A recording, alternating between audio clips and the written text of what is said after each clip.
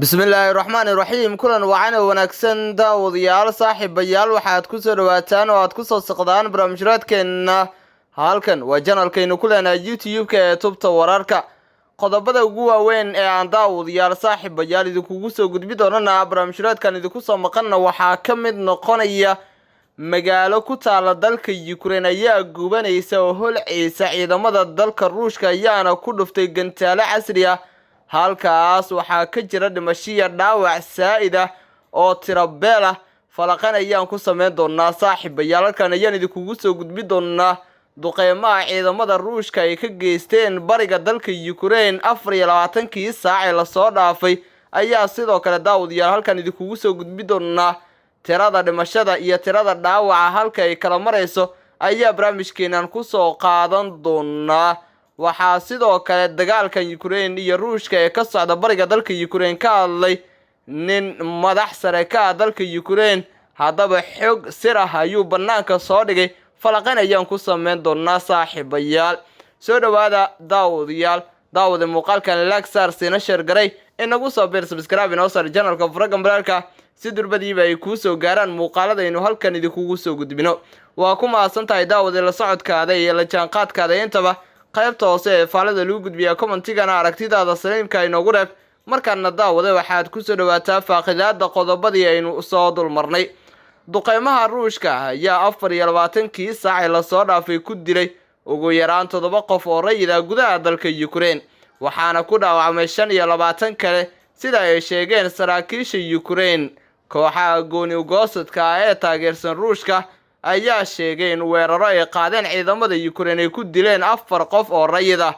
xafiiska madaxtooyada Ukraine ayaa sheegay in ciidamada Ruushka ay beegsadeen magaalooyinka iyo tuulooyinka ku yaala koonfur bari dalkaas iyadoo khasaaraha ugu badan dadka rayidka uu ka soo gaaray gobolka Donetsk halkaas oo Ruushku uu xoojiyay weerarka maalmihii la soo dhaafay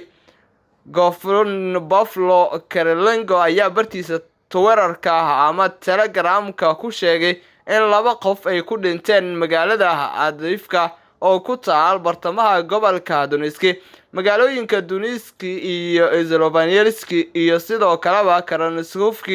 iyo magaalada kale ee la yiraahdo Kurakhov ayaa mid walba laga soo sheegay 1 qof oo rayid ah dhimashadiisa dambi kasta waa la ciqaabi doonaa ayuu qoray Buffalo Kirilenko waxaana tibaaxay in tani aan loogu dulqaadan karin ciidamada dalka Ruushka ayaa weeraro aan loo aabayeelin ka geysanaya gudaha bariga dalka Ukraine waxaana halkaasi ay ku bartilmaameedsanayaan dad rayid ah ciidamada dalka Ukraine ee halkaasi ka dagaalamaya iyo goobaha ay iyaga markaasi daneynayaan ciidamada dalka Ruushka ayaa doonaya inay gacanta ku dhigaan gobolka Donetsk waxa ayna markaasi dhawaan la wareegeen gacan ku haynta Luhansk Donbass oo ay doonayaan inay xaqiijiyaan guushaas ayaana waxa ay tahay mid u dhow sida ay tibaaxayaan falaqeeyaasha dagaalkan Ukraine iyo sidoo kale Ruushka ka dhaxoogan si waliba noqotay dagaalkan Ukraine iyo sidoo kale Ruushka u dhaxeeya ayaa mid sii daba dheeraanaya oo 5 bilood ka sii soconaya gudaha dalkaasi Ukraine waxa si aad dagaalka u falaqeynaya dadka rayidka ay halkaasi ku sugan waxaana qaarkood ay yihiin kuwa la hadlaya saxaafadda ama warfidiyeenada waxa ay ka warbixinayaan dagaalkan halka uu marayo khasaaraha dagaalka ka dhashay dhimasho iyo dhaawac iyo sidoo kale burburka hantiyadeed ee soo gaaray goobaha dhismooyinka ay halkaasi ka taagnaa madaxweynaha dalka Ukraine Volodymyr Zelensky ayaa markii ay ciidamada dalka Ruushka soo galayeen Kiev waxa uu ka codsaday reer galbeedka inay badbaadiyaan dalkiisa laakiin ilaa iyo hadda reer galbeedka uma muuqdaan kuwa badbaadinaya dalkan Ukraine oo la kulmaya weeraro baaxad leh oo kaga imaanaya ciidamada dalka Ruushka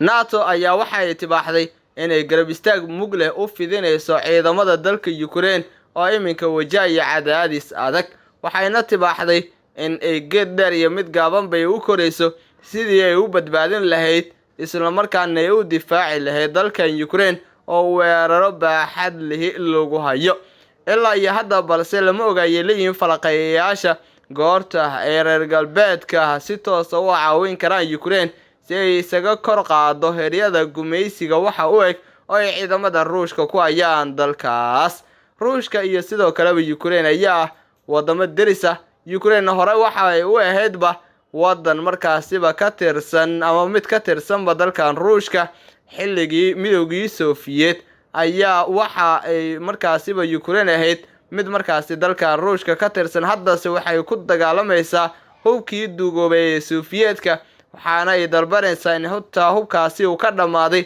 iminkana aysan bahaysan wax hub ah oo ay ku dagaalanto. reer galbeedka NATO iyo sidoo kale wadamo kale ayaa waxay yihiin kuwa geed dheer iyo mid gaabanba u koraya sidii ay wadankan u garab istaagi lahaayeen hubkii ugu casrisanaa abidna ay kaga soo dejin lahaayeen caasimada dalka Ukraine ee Kiev. ilaa iyo hadda laguma guuleysan arrintan. dhaqdhaqaaqyo culus ayaana socda. dadaalada socda ayaana la doonayaa inay noqdaan kuwo miro dhala oo natiijo farxad gelisa ciidamada dalka Ukraine iyo madaxdoodaba ka soo saarta. balse waxay leeyihiin falaqayaasha dagaalkan darsa intani aysan u muuqan isla markaana aysan badhici karin. waxayna leeyihiin bal Ukraine ha loo kaadiyo oo yaanan la caawinin. qaarkood ayaa sidoo kale qaba in la caawiyo balse waxa badan inta qabta in Ukraine aysan markan suurtagal ahayn in lala gaaro gurmad dhanka militariga iyo sidoo kale gurmad dhanka hubka ah. madaxweynaha dalka Mareykanka Joe Biden, ra'iisul wasaaraha dalka Ingiriiska Boris Johnson iyo sidoo kale hogaamiyayaal kale ayaa waqti xaadirkan isku shuqlaya ama isku hoolaya sidii ay u garab istaagi lahaayeen dalkan Ukraine. dhammaantood waxay ka soo horjeedaan hogaamiyaha mayalka adag ee hogaamiya dalka Ruushka ninka lagu magacaabo Vladimir Putin. waxayna dhammaantoodba u sheegayaan in ay markaanba tahay Putin in uu ka waantoobo dagaalka isla markaana uu ciidamadiisa ka soo saaro dalkan Ukraine oo ay ilaa iyo hadda ka dagaalamayaan muddo ku siman 5 bilood.